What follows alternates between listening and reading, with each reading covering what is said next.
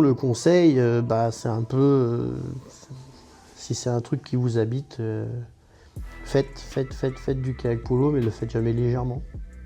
Il n'y a pas 10 minutes de kayak polo qui servent à rien. Nous, on était beaucoup avec les gars de Condé proactifs sur l'observation des adversaires. On était tout le temps au bord des bassins et on regardait vraiment ce que faisaient les équipes, ce que faisaient les joueurs. Nous, on avait Thomas Tapin dans les buts et ce mec-là, il connaissait les poignées, il connaissait les feintes, il connaissait, pas tout le monde, mais il y avait vraiment il y a vraiment énormément de choses à gagner dans l'observation de ses adversaires. Cette préparation physique n'est plus utile parce que je ne la mets pas assez en application sur le terrain. Et pour la mettre en application sur le terrain, il n'y a pas 50 façons de faire, c'est les duels et les accélérations. Et donc en fait, la projection en avant le plus vite possible, contre-attaque et retour. Oui. La contre-attaque est une arme essentielle qui faisait partie des armes de la France. Et le retour défensif, il est tout autant essentiel de rentrer très vite et de faire face à un adversaire et de lui montrer qu'il n'a pas 2 secondes et que les portes sont fermées. Salut et bienvenue sur mes podcasts autour du kayak polo français.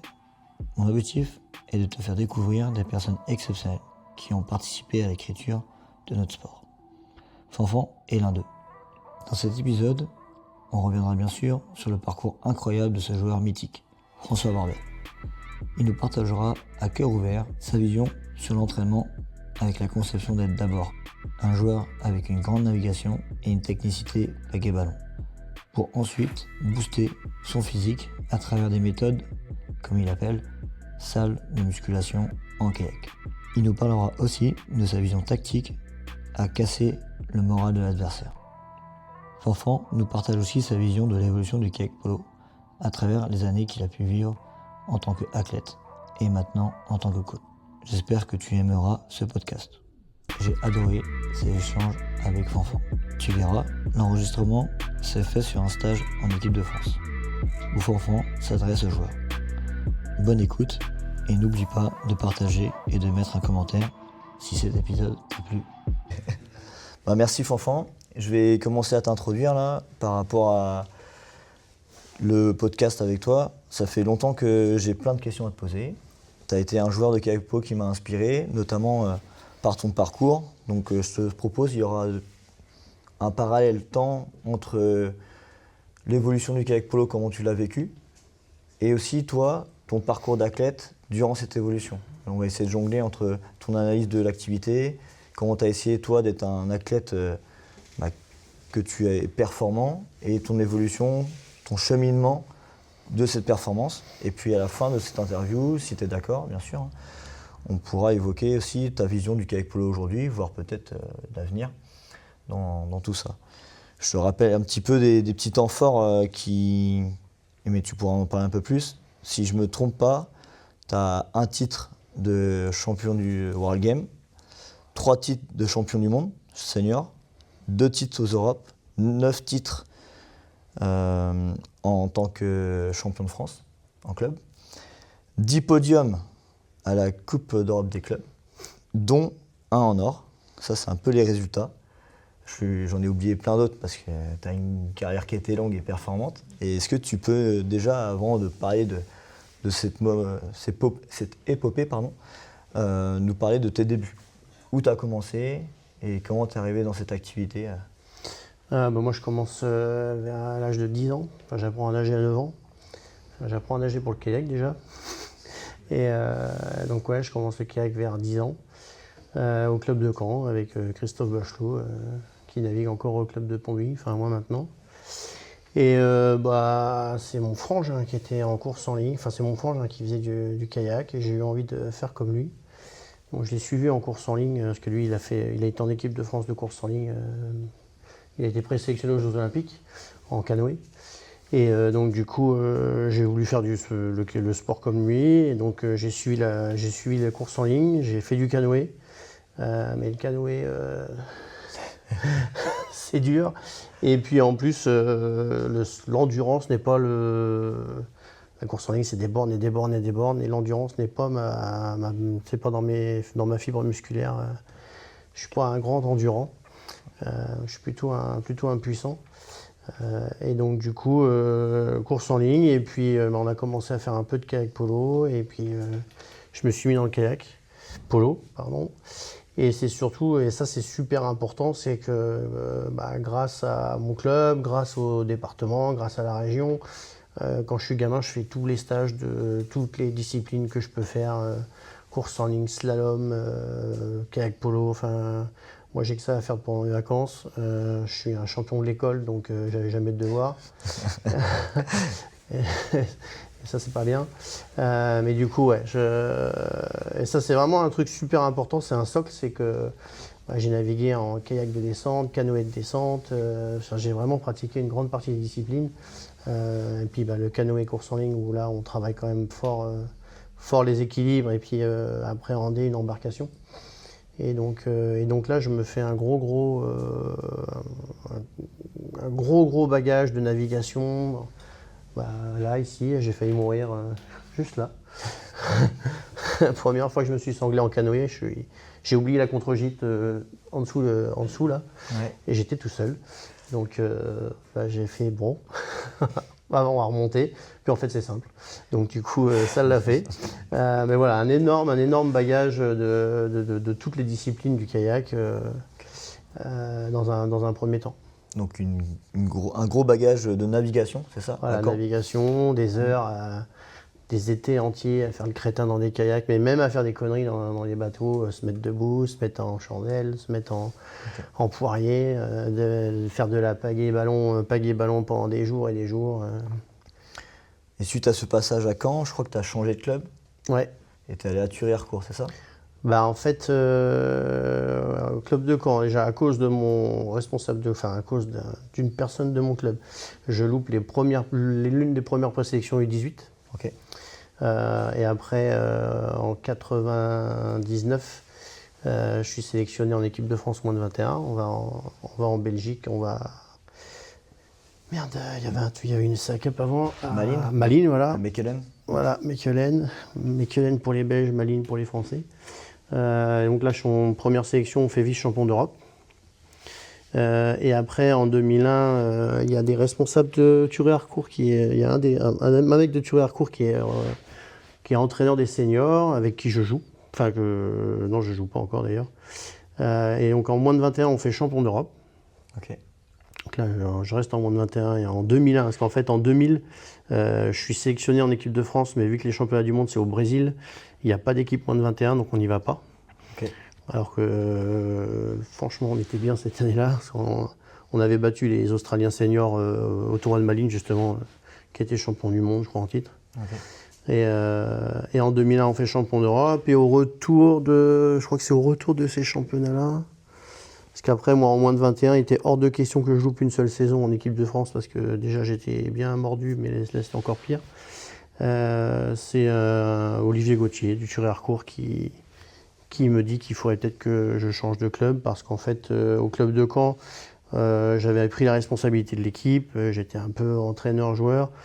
On était monté de la N2 de la 5e place à l'époque, et on vivotait tout en bas du championnat, et on se faisait maintenir au tapis vert parce que personne ne voulait monter déjà à l'époque.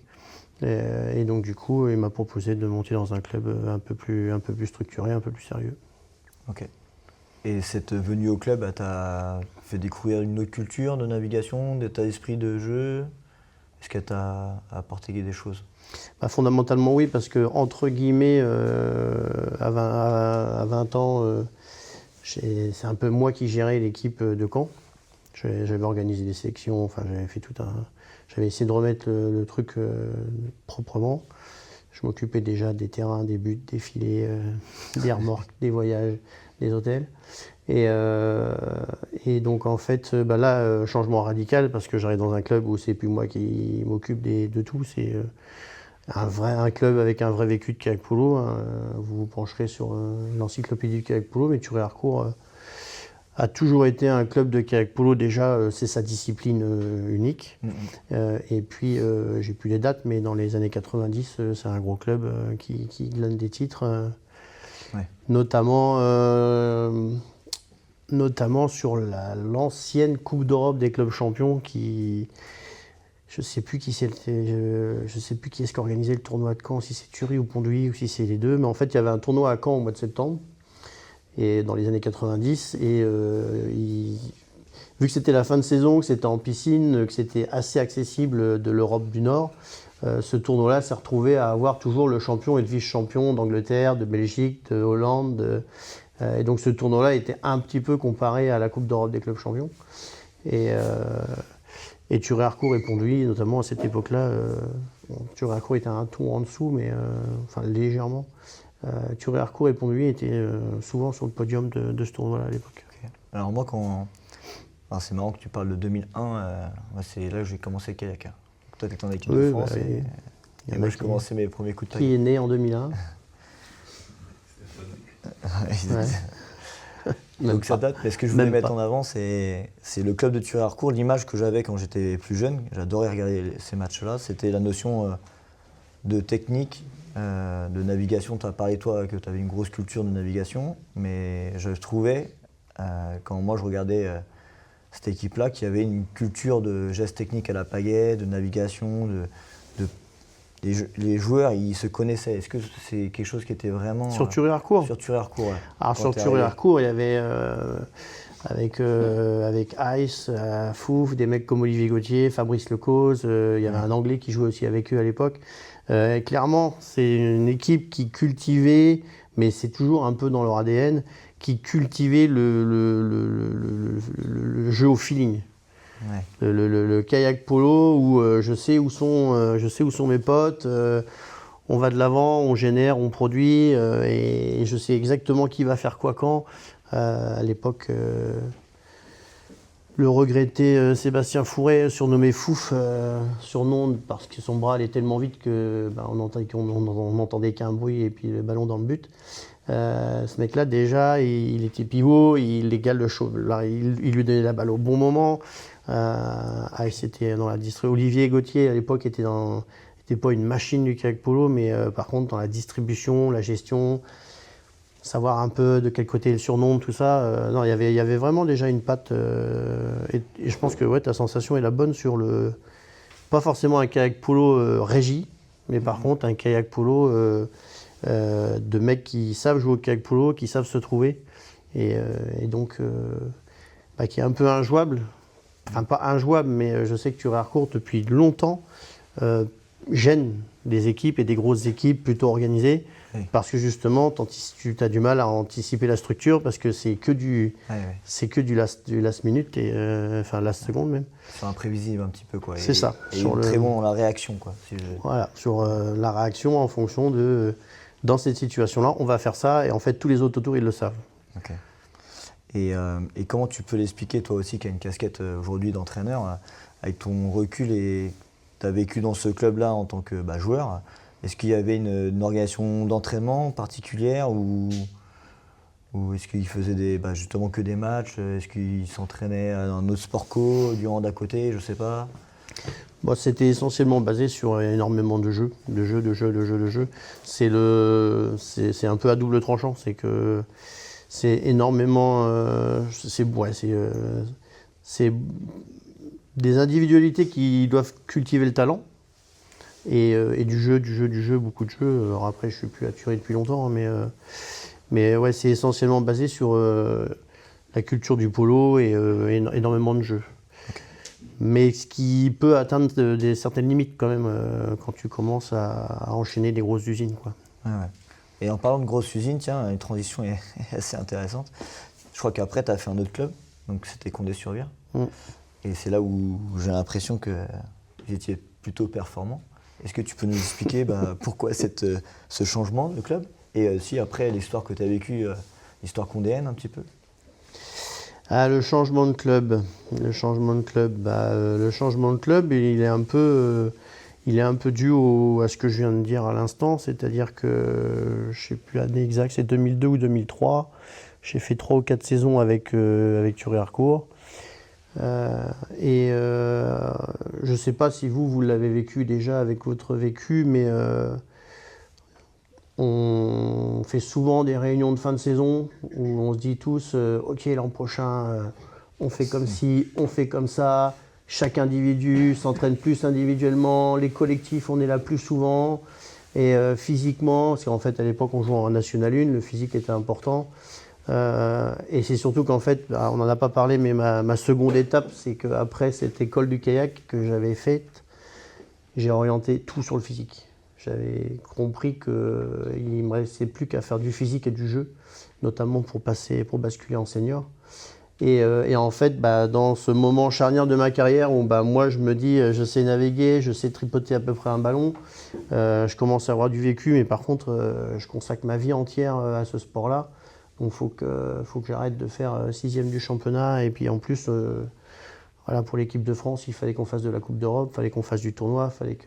Puis moi, à cette époque-là, je vis, je dors, je mange kayak polo. Et donc du coup, vu qu'on était un petit peu dans ce mode-là sur ma période, uniquement sur ma période sur Pont-Nuit, sur Turé-Arcos, du coup, je me rapproche de Condé-sur-Vire parce que c'est une équipe qui monte. Et en fait, à Condé-sur-Vire, j'avais des échos que quasiment tout le monde s'entraînait tous comme des ânes physiquement à longueur de semaine. Okay. Et l'une des pierres angulaires de mon changement d'équipe, c'est de me dire au moins avec cette équipe-là, à la fin de saison, à la réunion de fin d'année, on ne pourra pas se dire que c'est physique. Okay. Déjà, on ne pourra pas, parce que moi à Caen je le faisais déjà, de se dire là je vais avec 6 mecs, ils s'entraînent tous comme des ânes et ils s'entraînent même plus que moi. Après il y a une autre notion, c'est que, et ça a été, je crois que tu as fonctionné un peu comme ça, mais d'aller chercher un entraînement quotidien avec des mecs plus forts que toi, ouais. Pour apprendre d'eux,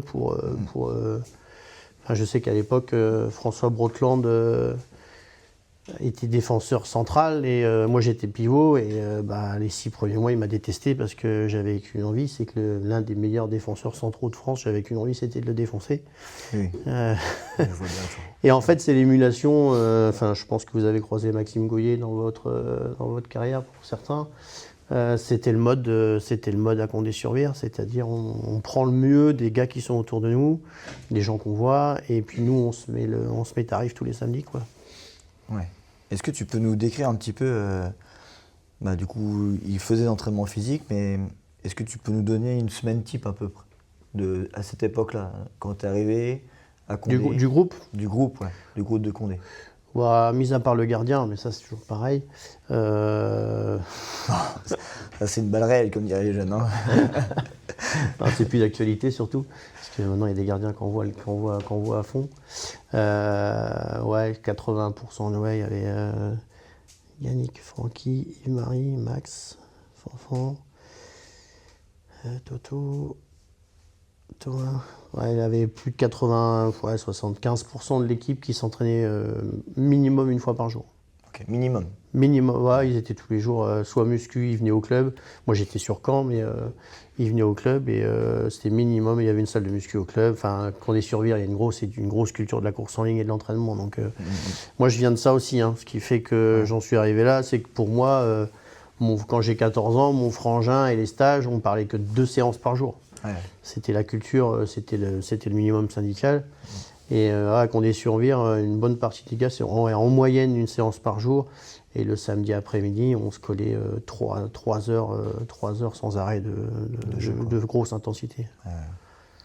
Ok. Donc, parce que moi je voyais bien la culture de course en ligne, parce que pour ceux qui ne le savent pas, alors je viens pas d'un club de course en ligne à l'origine, je viens d'un petit club verne avec plutôt que polo et un peu le sens du jeu. Mais j'ai été au Pôle France 2 années accompagné par la course en ligne et 2 années en slalom. Donc le bi-quotidien, ça me parle bien. Tu faisais allusion que j'ai été aussi aller chercher des dynamiques d'entraînement. Quand je m'entraînais à Saint-Greg, j'allais aussi chez vous. C'est là qu'on s'est rencontrés aussi et qu'on s'est côtoyés. Et puis tu as aussi eu la gentillesse, et je te remercie aujourd'hui encore une fois de m'avoir accueilli à Caen, à la piscine. Je ne sais pas si tu te souviens de ces années-là, mais des entretiens, oui, mais surtout des entraînements 1 contre 1, un div piscine. C'est bon ça. Ça c'était dur. surtout pour moi. Bah, pour moi aussi. Mais donc pour revenir, pardon, je divague un petit peu, c'est mon caractère, mais à l'époque de Condé, donc ce que j'entends, c'est que vous entraîniez une fois par jour. Le type d'entraînement, il y avait de la musculation, du collectif. Est-ce qu'il y avait du physique bateau, par exemple, de la course à pied? Ouais, il y avait je sais qu'il sous semaine, il se faisait un collectif réduit à 4, 6 ou 8. Où là, c'était de l'indiv, du jeu en petits groupes, qui est intéressant aussi, que ce soit en indiv ou même en attaque-défense, que je pratique, qui fait partie de mon protocole de coach aujourd'hui. Savoir déborder une équipe à 3 contre 2, c'est l'une des bases du débordement à 5 contre 4. Donc du coup, il y avait une séance comme ça en fonction du monde qui était là. Mais cette semaine, c'était vraiment plutôt les mecs qui s'entraînent. Et puis sinon, ouais, c'était, je sais plus exactement l'alternance, mais il y avait de la muscu et il y avait du bateau, préparation physique bateau. Mais ça, la préparation physique bateau, elle est aujourd'hui hyper oubliée et elle est méga essentielle. Est-ce que tu peux nous décrire un peu ce que c'est du coup une séance pour toi, préparation physique bateau là? Alors pour eux, c'était pour moi aussi, mais aujourd'hui, j'ajouterais un peu de passage de porte. J'en faisais déjà, parce que je me suis mis dans une salle de remise en forme où il y avait un entraînement dans l'option, dans le package. Et l'entraîneur qui est sur place s'est bien intéressé à moi. Donc du coup, j'avais du passage de porte bien sympa, bien intense, parce que tu dois un peu vivre ça. Le mec, c'était un entraîneur qui connaissait pas le kayak, mais qui était très inspiré. Donc du coup, j'ai tiré des pontons, tracté des pneus, fait des passages de porte avec des demandes. Ouais, faut que tu tiennes ce rythme-là entre les portes. Ouais, non, mais un passage de porte, ça latte pendant 8 minutes. Et donc en fait, il y avait un package assez varié de préparation physique, mais aussi des séances un peu type course en ligne. À la rentrée, on faisait du 3-4 fois 20 minutes de pagayage récup 4. Tu tapais tes 15 bornes de kayak polo de pagayage. Et puis l'entonnoir, après on avait tendance à accélérer. On a fait du 6 minutes, on a fait du 8 minutes, puis on a fait du 15 secondes. Donc ce que j'entends, c'est que la préparation athlétique en bateau, en mode on lâche un peu le ballon mais on se fait mal sur différentes intensités. Pour développer la caisse, elle est un peu oubliée. Et l'autre élément que j'entends, c'est de la force musculaire en bateau, où tu poussais, où tu tractais des pontons. Et le passage de porte, j'ai pas très bien compris ce que c'était. Passage de porte, c'était en fait tu te mets sur un champ de fiches, tu vois, des câbles sur en slalom, quoi, ouais. Il y en a un à Thury-Harcourt, il y en avait un à Thury-Harcourt au-dessus du bassin. À Pont-de-Vie, il y en a un. À Saint-Omer, des fois, ils tendent des câbles sur un bassin, ils mettent des portes. Donc si tu as un ensemble de 6 à 20 portes, tu passes dedans, en fait, de façon aléatoire, sauf que tu pars sur un rythme EB1. Ouais. Je sais pas comment ça s'appelle aujourd'hui. Le B1, c'est de l'aérobie fondamentale ou de la capa aérobie. Donc en slalom, ça serait plutôt de la I1. Et ouais, c'est plutôt... Et en fait, ce rythme qui est léger, quand tu dois passer dans les portes, mais garder le rythme, ça devient tout de suite moins sympa. Parce que il faut garder la vitesse dans les portes. Et après, c'est toi qui décides si tu enchaînes beaucoup de portes ou si tu n'en enchaînes pas trop. Mais en gros, c'était vraiment... moi, je faisais souvent... j'ai le souvenir de 8 minutes. Ouais. En fait, tu vois, c'est quasiment une mi-temps. Une mi-temps à ancrer. Voilà, quoi. Ça, c'est de l'aspect navigation physio, dans la navigation assez fine, mine de rien. Assez fine, dans laquelle tu peux ajouter... parce que c'est ce que je dis toujours aux slalomeurs, le bateau de kayak polo, c'est un peu une muscu pour le slalomeur. Tout à fait. Parce qu'en fait, les formes sont plus... Le bateau est plus gros. Et donc, en fait, un appel check en kayak polo, si tu le fais bien, en slalom, tu fais 4 tours, quoi. Donc, du coup, c'était un peu cet aspect aussi transfert. Parce que mon entraîneur était beaucoup là-dedans. À une époque, on s'était dit que, vu que je savais naviguer, je savais pagayer, on allait faire du kayak pool du kayak dans une salle de musculation. Mais à un moment, il y a eu une prise de masse conséquente, il y a eu un changement des statuts, il a fait qu'on retransfère la muscu dans le bateau, et c'est là où je suis allé rebouffer de la navigation et du spécifique. Et ça, c'est important aussi pour ceux qui font de la musculation. C'est un peu dans des angles stériles. Et il faut voilà, un appel très ouvert. Tu ne travailles pas trop en muscu, mais il y a un groupe musculaire qui doit se mettre à travailler ensemble. Et ça se fait en le faisant et en rendant son corps solide en fonction des angles. C'est-à-dire que c'est bien beau d'avoir un grand dorsal énorme, un beau trapèze, des deltoïdes de ouf. Mais si tu prends un angle où ils ne sont pas habitués et que tu prends un coup parce qu'il y a un mec qui arrive, ton épaule elle saute ou tu te fais mal. Donc il faut aller chercher les mouvements spécifiques du kayak polo. Tout à fait. Et la dernière chose, c'est rendre ton kayak polo comme une salle de muscu, c'est-à-dire un mouvement anodin, une manœuvre anodine du kayak polo, si tu lui mets la dimension muscu, c'est-à-dire le gainage, la charge dans le manche, aller chercher de l'eau profond, et ça transforme tes manœuvres en des trucs costauds. Et là, le but, c'est pas de faire des figures de ma boule, mais par contre de l'appliquer sur l'adversaire, réussir à appliquer cette force. C'est comme le transfert de course en ligne. Il y a vraiment deux mecs qui pagayent à la même fréquence, ils ont le même poids, il y en a un qui va plus vite que l'autre. C'est le feeling, c'est le transfert dans l'eau, c'est le toucher d'eau, c'est le truc que personne ne peut quantifier. Voilà, l'efficience. Et nous, il y a vraiment ce phénomène-là. Nous, on a joué, moi quand en 2002, 2002 je ne suis pas encore affûté, mais en 2004, je joue des Hollandais et des Allemands, c'est juste des monstres. Mais par contre, sur l'eau, c'est toi qui les pousses parce qu'eux, ils ne transfèrent pas. C'était le plaisir de Philippe Pfister de toujours dire ils sont gros, mais sur l'eau, on arrive à les dominer par ce transfert d'énergie. Donc si je résume un petit peu tes propos sur l'entraînement.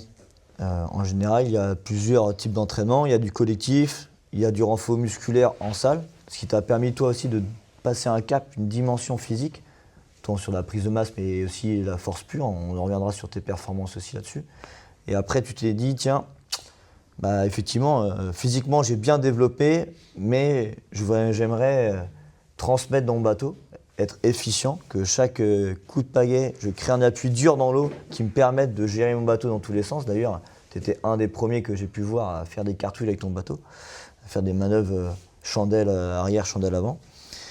Et donc, ta pensée, c'est qu'aujourd'hui, peut-être, je dis bien peut-être parce que je n'ai pas la science infuse sur tout le territoire, mais ce côté renforcement spécifique, de passer du temps à faire 20 rotations à gauche, par exemple, 20 rotations à droite, avec de l'intensité, du gainage, etc., est un peu oublié, alors que c'est le spécifique qui est important. Et pour avoir passé un diplôme en prépa physique il n'y a pas très longtemps, là, de haut niveau, c'est tous les grands préparateurs physiques, en équipe de France, du rugby, etc., ils sont que dans cette notion-là. Principalement il faut se renforcer dans la discipline, à fond, quoi. Donc c'est un peu ça que tu voulais exprimer dans tes propos ? Ah oui, c'est exactement ça. Hein. C'est vraiment mettre une... Il y a un moment où il y a un moment où tu ne peux pas appliquer la musculation dans ton bateau, parce que quand tu commences à faire du 80%, du 100%, du 110%, du 120%, oui. Dans les rotations, tu ne peux pas mettre des choses sur ton kayak. Et puis c'est surtout que moi j'avais la culture de l'analytique, faire renforcer les petits. Oui. Après, tu fais un mouvement global où tu mets tous les petits et après, tu l'emmènes vers le spécifique.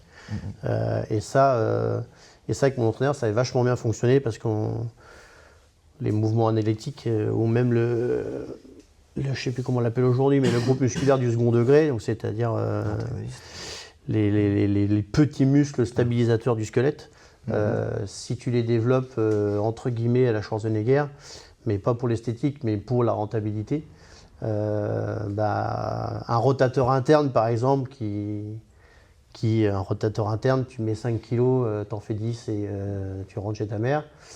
Si ce rotateur interne devient du 40 kg en série de 8, bah après, quand tu as ta pagaie dans ta main, ton adversaire, qui lui a un rotateur interne à 2 kg, bah, quand tu es en duel défensif, tu le manges. Tu vas chercher de l'eau plus profonde, tu me prends une pagaie de 2,04 et le mec, il te pousse pas et c'est toi qui le pousse en fait. Ok. Est-ce qu'on peut. Donc là, tu nous as un peu expliqué les entraînements que tu faisais à Condé, ton parcours un peu de club. En parallèle, il y avait bien sûr ta carrière internationale. Ce qui m'intéresserait, c'est un petit peu. Et peut-être que tu feras un parallèle aussi avec le club, hein, parce que tout est un peu lié.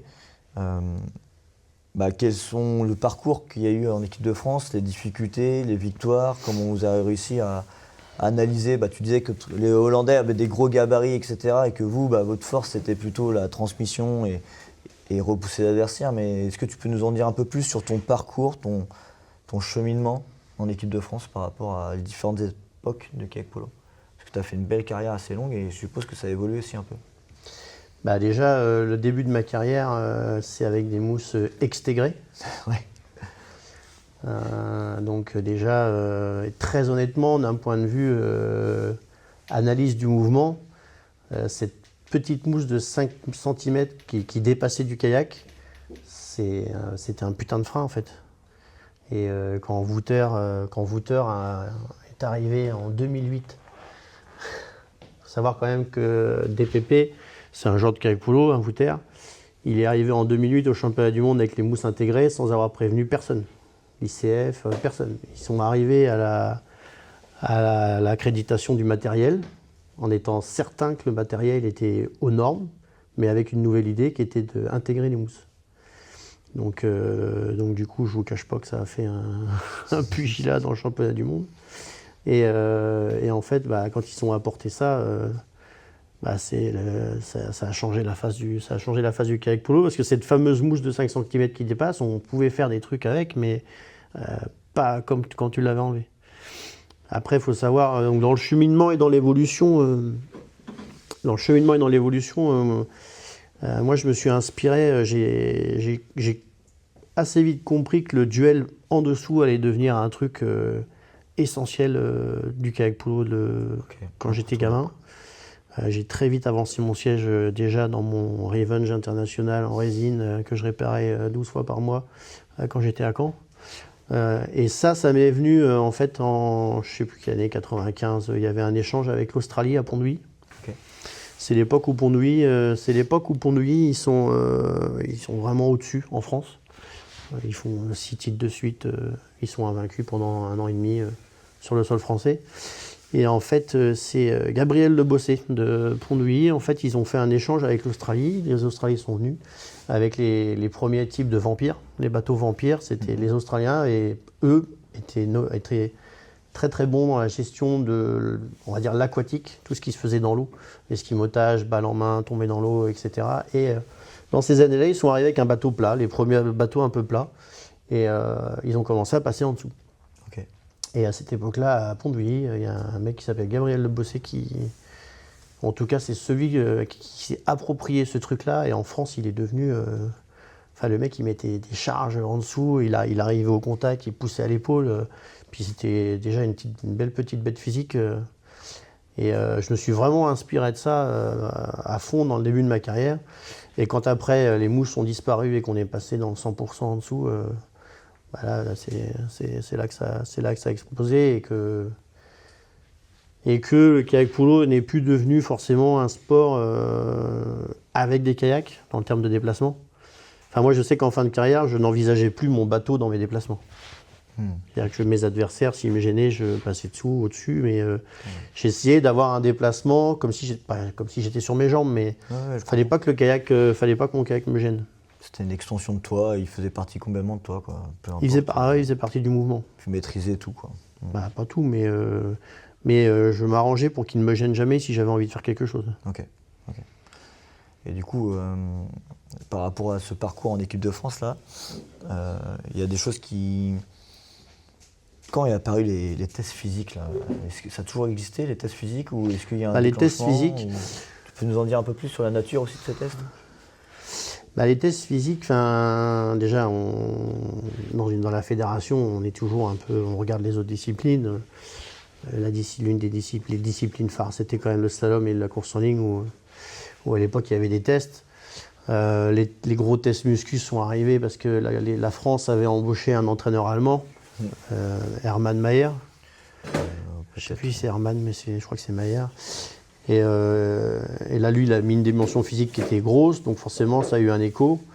Mais après, comment dire ça? Je pense, parce que les tests physiques sont apparus vers 2001. Moi, je sais que personnellement, en 2002, quand je suis plus en moins de 21 et que je suis appelé en senior, sur la phase septembre 2001, mars 2002, je me suis dit, si je veux avoir une petite chance de passer en senior, il faut que j'explose les tests physiques. Okay. Donc là, j'ai fait muscu à fond, quoi.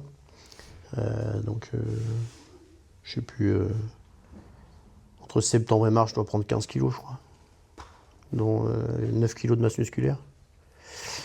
Et parce que la transformation de gamin de moins de 21, c'est joli, mais senior, quand tu bascules, fallait, en tout cas à cette époque-là, il fallait basculer dans quelque chose de méga physique.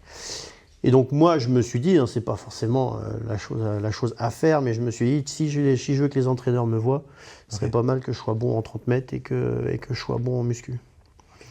Donc le 30 mètres, il y avait déjà 8 x 30 mètres à l'époque? Il y avait déjà des 30 mètres, oui. Et est-ce qu'il y avait le test course à pied ou pas? Il y avait de la course à pied, oui. Il y avait le 5000. Il y avait le 5000, il y avait le 5 tours, il y avait les tests, il y avait le 5000, il y avait le 30 mètres, et il y avait la muscu. Test 2 minutes Test 2 minutes à 50 kilos. En DC et 55 en TP. Un truc comme ça, ouais. Je crois que c'était un peu plus gros en TP. Et donc du coup, ouais, moi j'avais mis l'accent là-dessus. Et puis en plus, pour les 30 mètres, la muscu c'est bien.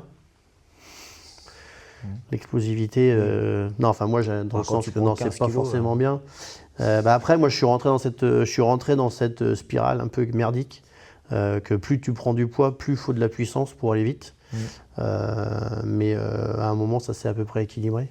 Parce qu'en fait, moi j'allais vite sur 20 mètres, mais j'avais réussi à prendre de l'avance sur le chrono. À un moment, je fais 90 kilos et je dois faire le 30 mètres mon meilleur temps, c'était 8 secondes 5. Ouais, c'est bien. Et puis après, avec la préparation physique, je devais descendre à 11 secondes, je crois. Je me souviens plus. Okay. Mais ouais, au mieux, j'ai dû faire un 8-5 et un écart type de 3 secondes. Et est-ce que ces tests-là ou cette dimension physique, elle a aidé le kayak polo ou pas? Ce qui se passe, c'est que, oui, ce qui se passe en plus, c'est que, il y a eu la bascule dont j'ai parlé tout à l'heure, c'est qu'à compter sur Vire, on mettait de la préparation physique, donc les tests équipe de France, je sais plus, je crois que c'est en 2005, 2004, 2005. Je crois qu'il y a 5 ou 6 joueurs de Condé sur Vire en équipe de France senior. Okay.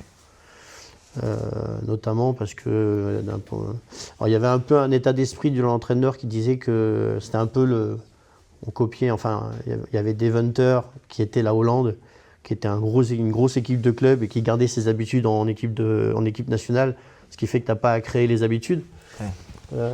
Donc à cette époque-là, l'entraîneur était un peu parti dans ce mode-là. Et puis moi à cette époque-là, quand même, les mecs de Condé, ils sont costauds quand même. Donc du coup, la dimension physique a été méga prépondérante. Et puis nous et moi, le physique, c'était une fois que tu sais jouer. Oui, bien sûr. Une fois que tu sais tripoter un ballon, une fois que tu connais un peu la stratégie, à l'international, c'est le physique. Et puis après, il faut savoir comment l'appliquer sur l'adversaire aussi. Est-ce que tu peux nous dire un peu plus là-dessus? Comment l'appliquer sur l'adversaire?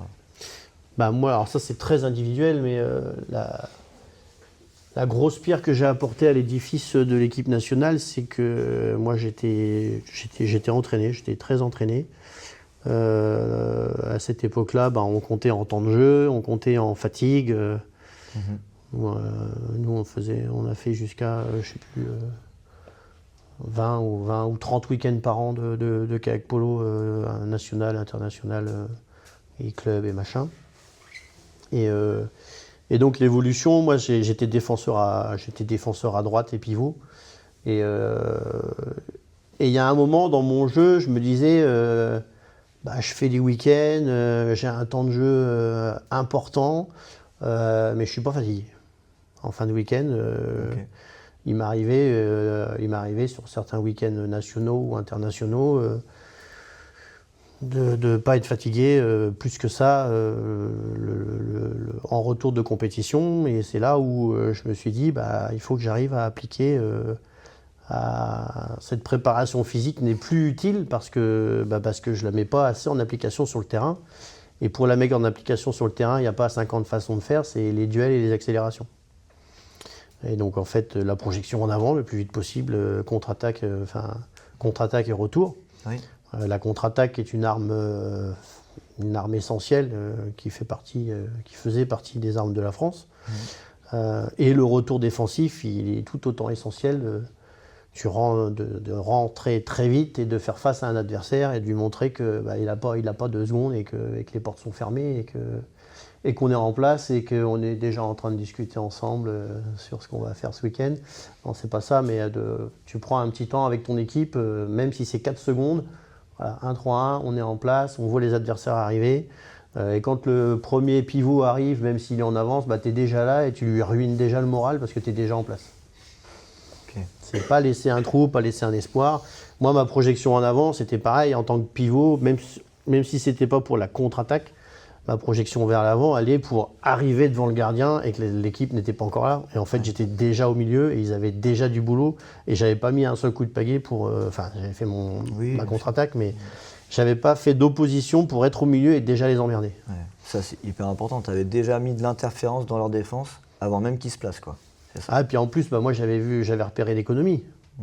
C'est-à-dire que tu fais un sprint. À cette époque-là, un sprint à 25 mètres, c'était pas grave. Par contre, tu avais déjà passé les 2 rideaux de pointe. Et puis, eux, ils étaient dans leur demi-tour de leur repli et que toi, tu es déjà là et il est déjà enfourné. Et tu as décidé comment tu vas le prendre. Tu vas l'empêcher de faire son demi-tour comme il a envie. Tu vas empêcher l'équipe de se placer comme elle a envie. Si jamais tu as entendu un changement de schéma défensif, tu te démerdes pour faire merder le schéma défensif. Tu chopes un changement. Si tu sais que c'est une pointe, tu le chopes et tu le laisses derrière. Comme ça, ils n'ont pas de pointe. Tu chopes un gardien qui est en retard dans la zone des 6 mètres. Faire tout ce que tu peux pour emmerder l'organisation de l'adversaire et faire des économies. Et du coup, ça, cette notion stratégique là, ça t'a permis de t'exprimer physiquement. Est-ce que tu avais autre chose? Parce que moi, j'ai des souvenirs de toi. Alors, excuse-moi, j'ai pas connu ton début de carrière, je m'en souviens moins bien. Mais fin de carrière, tu avais des duels avec notamment Jacob, un Allemand hyper grand là. Et c'était des duels incroyables, quoi. Est-ce que tu peux nous en dire un peu plus sur ça, là, sur cette dimension de duel, de joute? En fait, les joutes, clairement, ça, on en revient à ce que je disais, c'est qu'à une époque, c'est pareil. Moi, je cours pas après les grandes pagaies, mais avec cette notion de non-fatigue, j'avais monté une pagaie en 2-4 pour taper sur un adversaire. Si c'est un match où je sais que ça allait être beaucoup dans le duel et que fatiguer l'adversaire allait être important pour nous, je prenais la grosse pagaie. Alors ça, c'est la période où je suis très en forme. Hein. Mais le but de cette pagaie-là, elle est vraiment que les mecs qui viennent au bloc sur moi, je les allume physiquement. Ouais. Et qu'à l'avant, je chope les mecs les plus importants ou les plus physiques d'en face. Pour les ruiner. Okay. Et c'est ce que je disais tout à l'heure en fait, c'est quand tu commences à être bon physiquement, c'est pas ouais cool, je suis en forme. Non, c'est continuer à se mettre la mort et continuer à se cramer sur un terrain pour ruiner tous les adversaires en face. Tu les prends un par un, voire même un par deux. Parce que alors après ça c'est à prendre comme vous voulez le prendre, mais Moi, je prenais vraiment un ailier dans le but de le mettre dans le point de corner. J'y suis arrivé assez souvent. Déjà d'une parce que je savais que c'est pas agréable, donc il allait continuer à insister. Donc j'allais continuer à le fatiguer. Et que moralement, il allait être un peu dans le trou une fois qu'il s'était retrouvé dans le point de corner devant tout le monde. Et il y a même un moment où sur certaines attaques, ça j'ai pas hyper réussi, mais j'envisageais mon approche de pivot pour prendre le centre avec de l'élan sans que le gardien nous gêne. Et pourquoi pas prendre le centre et l'ailier et emmener tout le monde. Et ce que tu as dit, c'est que j'ai la sensation là, que tu avais plusieurs pagaies et que notamment tu pouvais dire allez, je prends ma 2-4 parce que le bras de levier. Le fait bien le journaliste. Hein. Pourrait. Écoute. Oui, alors j'ai pas changé énormément de pagaies, mais ça peut avoir son importance. Hein. En 2006, on arrive à la piscine de Madrid où il y a 90 cm de fond. Et en fait, là, tu as juste l'impression que tu es une grosse merde. Donc, quand je suis retourné à Madrid, j'y suis allé avec une 1,94. 1,94, 1,96. Ça, c'était pour l'anecdote, mais c'est réel en fait. Je sais que la piscine de Corbeil-Essonnes, c'est pas que parce que c'est le début de saison. Hein, c'est une piscine qui, de par sa forme, est dure.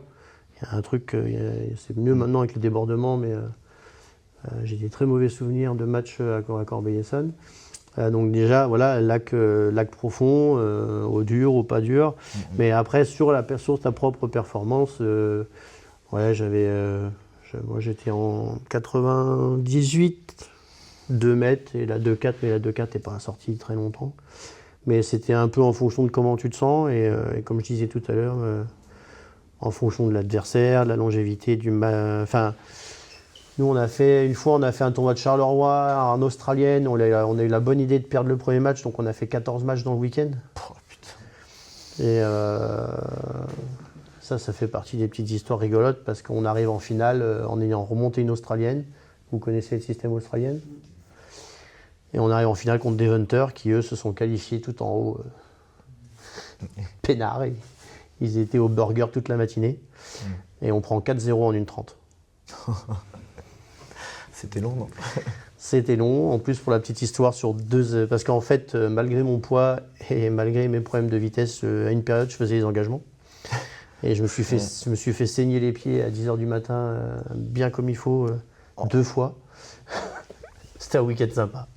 Et on remonte à 4-4. On remonte à 4-4 à quelques instants de la fin. Et cette remontée, pour toi qui connais un peu l'histoire, cette remontée sur les Hollandais a peut-être servi à quelque chose un jour.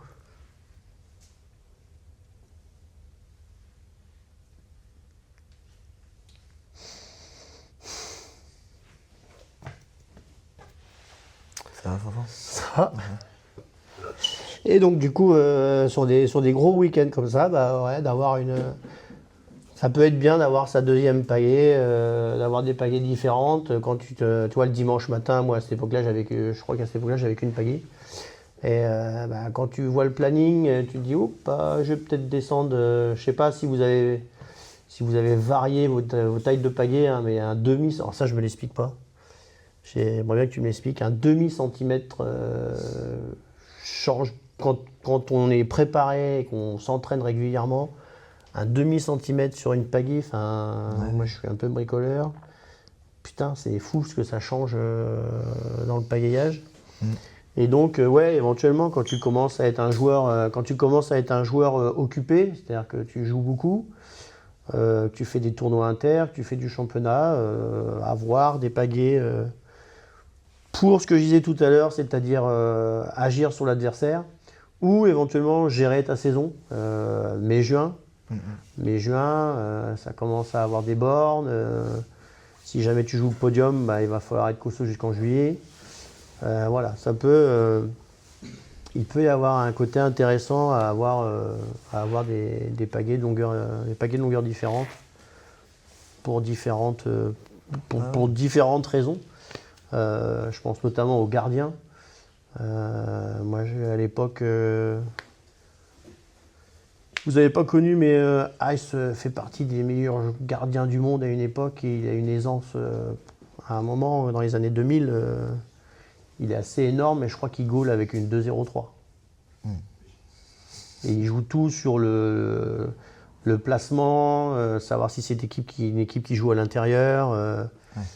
Voilà, il y a vraiment au niveau de Philippe Pfister aimait défendre avec une 2-2 parce qu'il disait que pour les contres, il pouvait aller chercher plus loin. Enfin, voilà, il y a plein de trucs sur la longueur de pagaie. Bah moi je te rejoins un peu, moi en tant j'étais athlète aussi un peu. Et sur le matos, j'avais 3 pagaies différentes, suivant les postes. Si j'étais en 1 devant, axial ou voire même ailier. Ah bah et quand tu changes pas, bah de toute façon, faut changer. Pour moi il y a 3 profils, hein. Centre, ailier, pointe. Et c'est 3 profils de kayak et de pagaie différents. Ouais. Bah, j'étais pas rendu à changer de forme de kayak, mais en tout cas, les pagaies là-dessus. Et après, sur ta question sur la finesse, parce qu'effectivement, il y a les longueurs aussi de juste 0,5. Bah là, on rentre dans de l'expertise. Il faut quand même avoir pas mal de vécu, Tu parles beaucoup de kinesthésie, de sensations. Au tout début de notre interview, tu étais sur la notion d'efficience dans l'eau. Ça, c'est quelque chose que j'observe en tant que formateur d'éducateur. On est un peu moins là-dessus. C'est étrange parce qu'in fine, en fait, la performance, c'est de la sensation. Et donc toi, tu étais quand même, je pense, quelqu'un qui était très observateur, très à l'écoute de toi pour te connaître aussi sur l'alimentation, sur autre chose. T'as poussé loin, donc c'est pour ça aussi que tu avais cette finesse de là, peut-être la rigidité. Tu as aussi été moteur et encore proactif sur du matériel. Les manches avec MFTech, les formes de bateau, avec CPS, donc tout ça fait qu'on peut jouer tant sur la longueur que sur la largeur de la pale, que sur la rigidité du manche, etc. Et suivant, tu parlais de Ice, de ce que j'entends, c'est que si une équipe était plutôt tir pivot, peut-être que s'il avait une pagaie, je parle à son nom, mais plus petite, il pouvait être plus réactif. Et puis quand tu es prêt, tu couvres le. Si ça shoot de près, il couvrait la transversale avec une 2-0-3. Ouais. C'est mathématique. Hein. Et après, oui, il y a un autre truc que j'ai pas dit tout à l'heure qui n'était pas dans le sujet, mais nous, on était beaucoup avec les gars de Condé proactifs sur l'observation des adversaires. On était tout le temps au bord des bassins et on regardait vraiment ce que faisaient les équipes, ce que faisaient les joueurs. Nous, on avait Thomas Tapin dans les buts et ce mec-là, il connaissait les poignées, il connaissait les feintes, il connaissait, pas tout le monde, mais il y avait vraiment il y a vraiment énormément de choses à gagner dans l'observation de ses adversaires, mais de comment jouent les équipes, quelles sont les grandes tendances des équipes que vous jouez, et puis après connaître chaque bonhomme, quoi. Sur ses capacités physiques, mais aussi sur ses capacités mentales.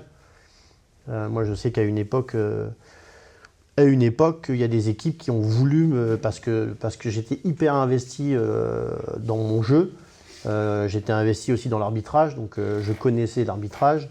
De par certains phénomènes, j'étais un peu surarbitré, et je pouvais très vite monter en tour. Mais je restais quand même sur le jeu, mais j'ai subi des insultes dans le jeu. J'ai des équipes qui ont essayé de me faire vriller en m'insultant en tant que pivot, en parlant de ma mère. C'est arrivé, la dimension psychologique aussi. Il y a des équipes, à une époque, on jouait à une équipe qui me mettait une pression en tant que pivot mental à l'intérieur. Non, mais laisse-le, il sert à rien. Mais c'est pas un reproche, hein, c'est du jeu, ça fait partie du truc. Ça fait comme il y a des gens qui jouent sans faute et il y a des gens qui cultivent la faute. C'est des approches, c'est des façons de jouer. Mais ça, je parle de ce que j'ai subi, mais en plus, j'en ai strictement rien à foutre parce que moi, ça m'aidait en fait. Plus tu m'insultes et plus je vais te rentrer dedans. Donc du coup, c'était pas gagné. Mais dans l'autre sens, comment faire fissurer le moral d'un adversaire ? Comment le chatouiller un tout petit peu pour qu'il s'énerve et que lui fasse des fautes voyantes pendant que toi, t'en fais des discrètes ? Parce qu'il y a un moment, moi, j'étais très clean dans mon jeu. mais il faut savoir faire des petites fautes de temps en temps. Surtout si c'est sur l'un des joueurs principaux, mais qui peut péter un boulard et que du coup, après, il n'est plus utile. Ça peut être intéressant. Ouais, alors là-dessus, moi, mon point de vue, il va être différent, mais parce que c'est pas ma philosophie, mais effectivement, ça fait partie du sport. Le trash talking est utilisé dans plein de sports, donc insulter. Dans la mêlée au rugby, c'est pas tout rose, alors que pourtant c'est un sport qui a des vertus morales.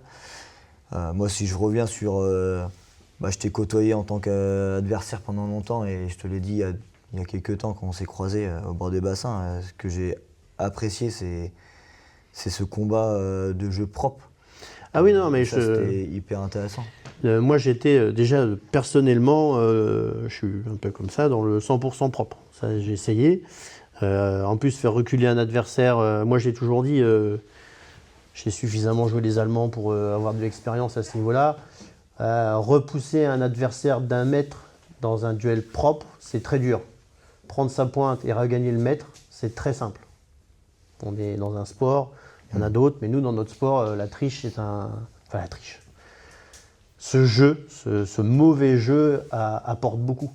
Donc non, moi j'étais dans un jeu hyper clean, parce que déjà c'est ma philosophie, que vu que dans mes duels, je m'imposais, j'avais forcément les arbitres qui me regardaient beaucoup parce qu'ils se demandaient si je faisais de la faute pour dominer, ou dans notre championnat, on était arbitré par des joueurs qu'on joue, donc je pouvais être surveillé, un peu plus surveillé, donc j'étais obligé d'être propre, sinon j'étais sifflé régulièrement. Et la dimension dont je parle là, c'est des choses que tu subis. Enfin, quand tu tombes sur un joueur qui, lui, est 100% dans la faute, oui. Il ne faut pas se tourner et le laisser faire. Il faut savoir aussi Donc, c'était pas délibéré, hein, c'est pas forcément volontaire, mais voilà, quand un joueur ne fait que t'accrocher la pagaie, tu fais un peu comme lui, mais tu essaies de ne pas te faire voir, quoi. De toute façon, moi,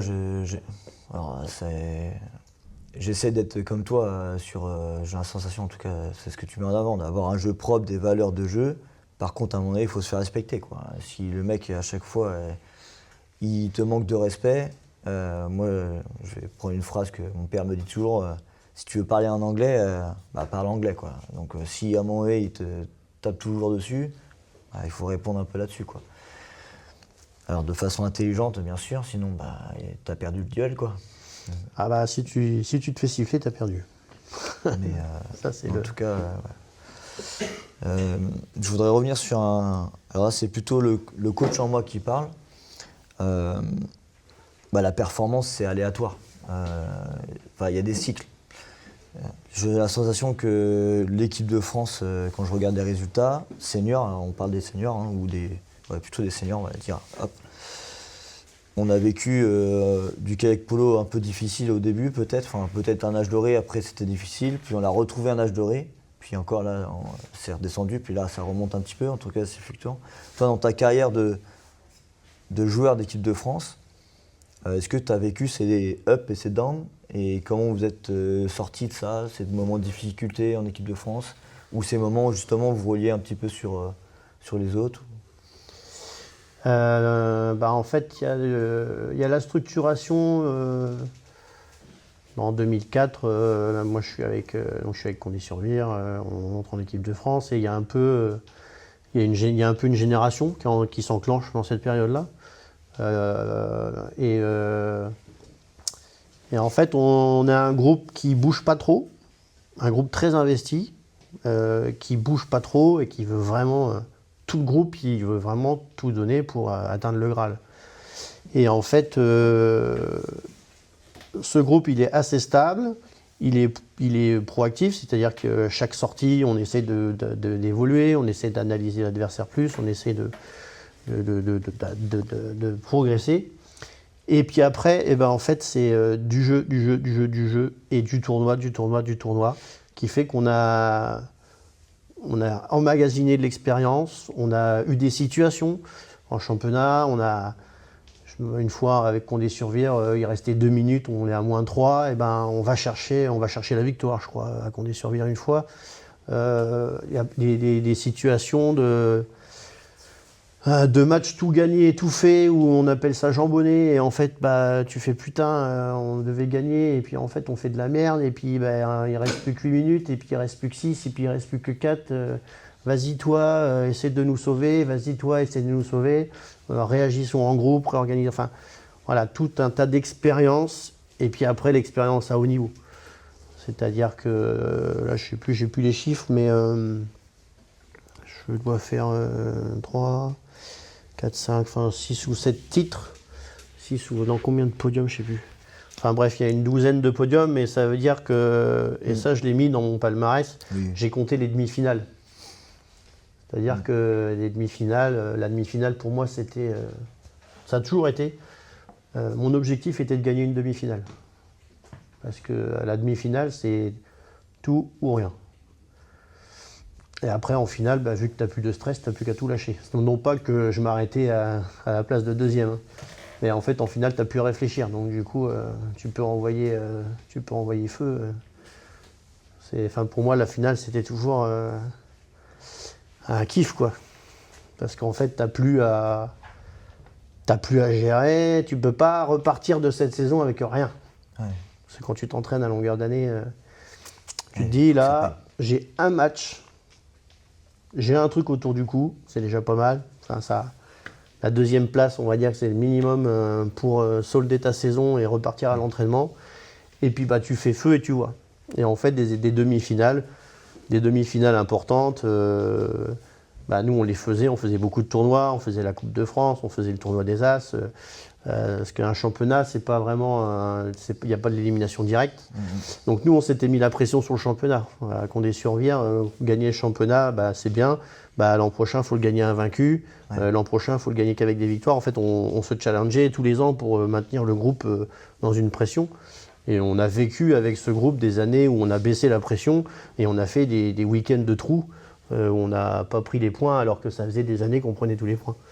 Donc on se challengeait sur le championnat et on a joué énormément de demi-finales, mais tout tournoi confondu. C'est-à-dire qu'avec Condé et l'équipe de France, on allait faire un maximum de tournois pour vivre un maximum de situations et vivre un maximum de demi-finales, notamment. Et on s'est rendu compte que cette période de résultats, entre 2006 et 2014, je ne sais pas si on loupe un podium. On s'est rendu compte que sur les demi-finales et les finales, il y a plein de moments, ça s'est joué à une connerie. Moi, je sais qu'en 2010, on joue les Suisses, qu'on a toujours battus, on est en demi-finale. Et en fait, à 8 secondes de la fin, ils sont à +1, je crois. Il me semble que c'est ça. Et en fait, moi, je vais dans l'aile. Et puis, je vais me massacrer la main sur un défenseur pour obtenir une faute, en fait. Et en fait... moi, je vois qu'il n'y a plus de temps, donc j'y vais. Je me fous la main dans la pagaie volontairement. Aïe, aïe, aïe, j'ai mal. L'arbitre, l'abruti, il s'est fait niquer. Donc, coup franc direct. Coup franc direct dans l'aile. Sauf que là, j'ai Maxime Goyer, forcément, qui se place devant le but. Moi, je sais qu'il aime bien les passes glissées dans l'eau.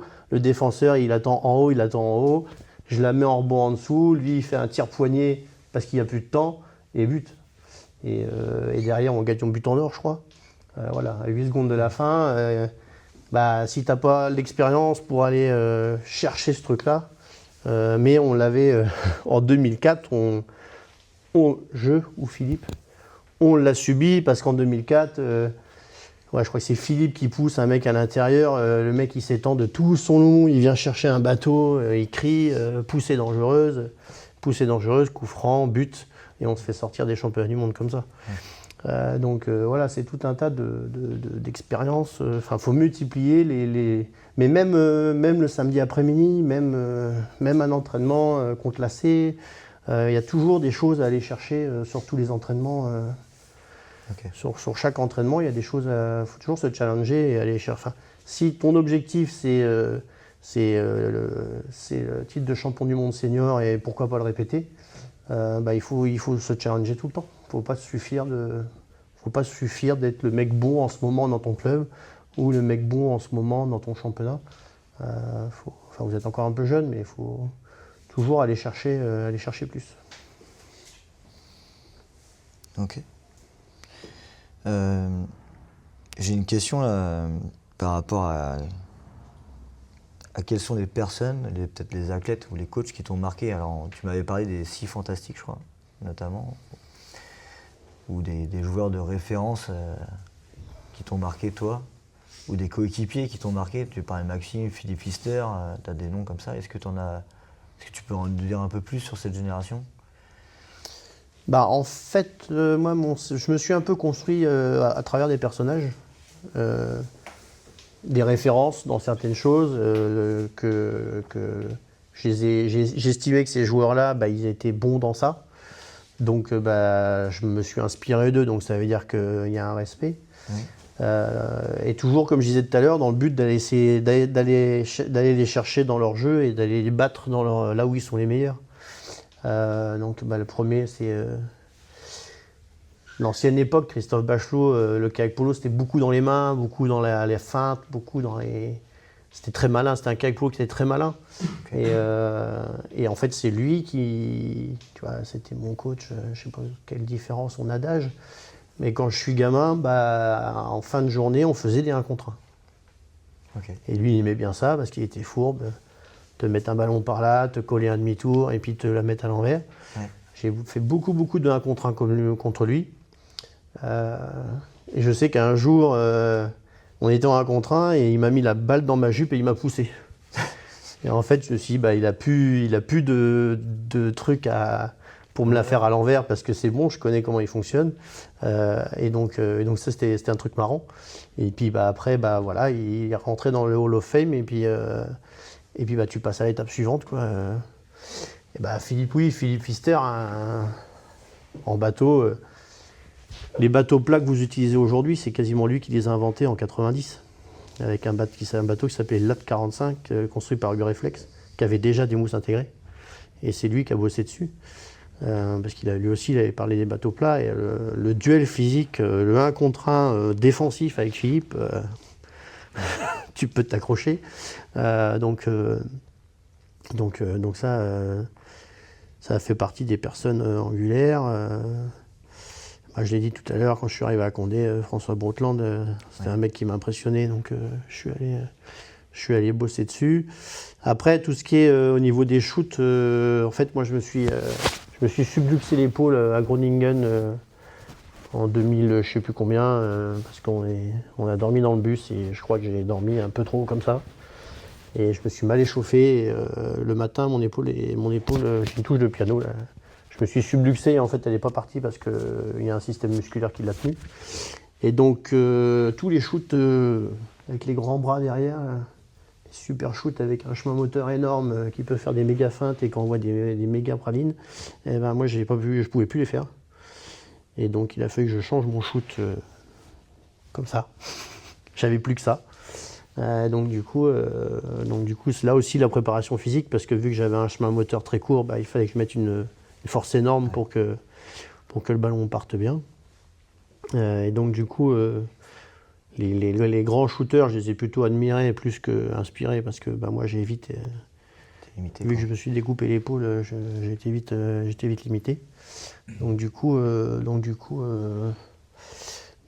voilà. Après, des personnes inspirantes, il y en a une bonne liste parce que voilà, j'allais chercher de l'inspiration un peu partout.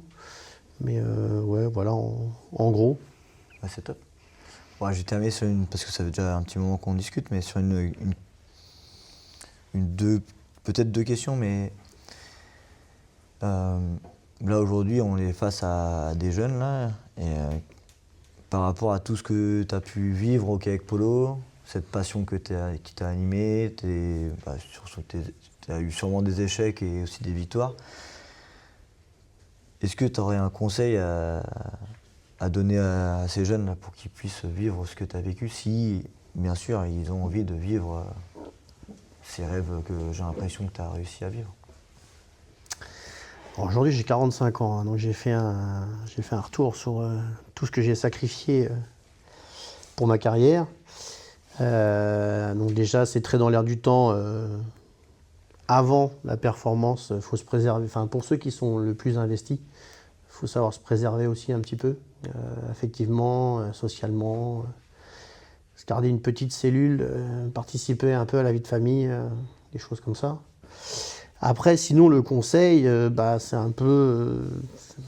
si c'est un truc qui vous habite, faites du kayak polo, mais le faites jamais légèrement. Il n'y a pas 10 minutes de kayak polo qui servent à rien. Si vous êtes un peu moins là physiquement, faites autre chose, observez les autres. Ou, ce que je dis souvent aux joueurs que j'entraîne, faites avec les moyens que vous avez à cet instant-là. Si jamais le physique n'est plus là, va pas faire des blocs. Voilà, si jamais tu es pleine charge physiquement, te mets pas dans le C à faire de la circulation. Il y a toujours des choses à faire. Si votre envie c'est de faire une grande carrière dans le kayak polo, prenez pas de retard. J'ai dit tout à l'heure, on a formé un groupe qui a mis 4-5 ans à performer. Prenez pas de retard et faites des choses. Faites des choses individuellement et faites des choses en équipe. Faut pas perdre. Si vous voulez faire partie de ceux qui font briller la France, il faut pas perdre de temps. Il faut pas se mettre une pression énorme, mais il faut pas bleuner. Faut pas bleuner dans vos entraînements, dans votre façon de faire. Et c'est surtout un autre truc qui est constructeur. Vous avez tous, en plus j'en connais une bonne partie, vous avez tous des qualités. C'est bien, travaillez-les, peaufinez-les, mais rangez-les aussi. C'est-à-dire que... Et là, tu ne vas pas marquer que des contre-attaques toute ta carrière. Ça, tu sais faire, tu as la confiance, machin. Une fois qu'un truc est un peu validé, demandez aux entraîneurs, demandez à ce qui vous entoure, qu'est-ce que je fais de bien, nanana. Validez-le, peaufinez-le, parce que c'est votre... Identité. Voilà, identité, et puis c'est un peu votre botte secrète, c'est un peu votre... Mais par contre, ok, ça c'est bon, tu sais le faire, apprends autre chose. Apprends un détail en plus. Moi c'est un truc tout con, hein, mais j'ai fait ma carrière sur... Bon, j'étais pivot, hein. Je vais en mettre un peu plus pour faire genre, mais j'ai dû faire ma carrière sur 4 feintes. Et bien utilisé en fonction du scénario, en fonction du gardien que j'ai en face de moi, en fonction de ce que je lui ai fait juste avant. Pas besoin non plus aussi de faire 50 000 trucs. Il faut ajouter des compétences, bien les faire, pas se limiter à ce qu'on sait faire. Moi j'ai le coucher gauche, poteau droit, j'ai le coup de poignet croisé et j'ai le vide dans le trou. C'est à peu près sur ça que j'ai mis des centaines de buts dans ma carrière. Bon, j'étais pivot, hein. C'est pas le même job qu'en extérieur. Mais on en revient à ça, hein. La préparation physique et vitesse avec le ballon, c'était pour aller plus vite que le gardien. Donc avec Toto le samedi, je lui disais le côté. Et le but c'était qu'il sache le côté mais que j'aille plus vite que lui. Donc je suis désolé, je m'éparpille. Mais non, c'est très intéressant. Mais du coup, avoir un panel, avoir ses bottes secrètes, là celle-là elle fonctionne pas toujours, hein, parce que ma botte secrète c'était le coucher gauche, poteau droit, ou but à droite, qui a fonctionné en 2014, mais qui a failli me faire bouffer mes couilles en 2006. Parce que on est en mort subite de match d'1h30, on est en mort subite de penalty, et je suis premier tireur des penalties. Je fais mon coucher, le gardien il est parti aux fraises totales et mon ballon prend poteau et va toucher la boîte corner. Donc, autant vous dire que c'est pas à 5 mm, 1 cm, on faisait double poteau rentrant. Donc les bottes secrètes, on les peaufine, on les entretient aussi, parce qu'avec la pression d'un shoot de penalty sur une finale de championnat du monde, faut que la botte secrète ce soit vraiment son jardin. Il faut vraiment que ce soit un truc détendu, je sais le faire, c'est bon. Ça c'est pareil. Je l'applique aussi à ceux que j'entraîne des fois, la notion de jardin. C'est l'entraînement du club, où vous faites les trucs que vous aimez bien faire. Ça peut être utile des fois dans des moments de stress importants. Et vous pouvez même vous le construire. Enfin, si jamais vous êtes quelqu'un qui tire de loin et ça peut être décisif, où que vous soyez dans le monde et quelle que soit la situation, le but il est le même sur tous les terrains. L'eau, c'est à peu près de l'eau pareil partout. Donc c'est chez vous, sur chaque terrain du monde et sur chaque instant d'un match. Que ce soit un premier match de championnat régional ou le dernier shoot d'une finale de championnat du monde, c'est le même que celui que vous faites à la maison. Merci Fanfan. Voilà, le podcast touche à sa fin. Je tiens d'abord à remercier Fanfan pour cette belle transmission de savoir. Tu as pu voir que durant nos échanges, Fanfan a libéré une belle émotion. Comme beaucoup de grands champions, Fanfan avait un protocole d'ancrage émotionnel pour s'activer avant les matchs. Donc je tiens à le remercier, tout simplement, d'avoir partagé cette vague d'émotions positives durant ce podcast. Merci à lui d'avoir été aussi vrai avec nous. Je te le redis, j'ai besoin de toi pour continuer à progresser dans les contenus que j'essaie de t'offrir. Donc, si comme moi, tu as passé un très bon moment en écoutant ce podcast, n'hésite pas à partager cet épisode et à commenter cette vidéo. Merci à toi et à bientôt.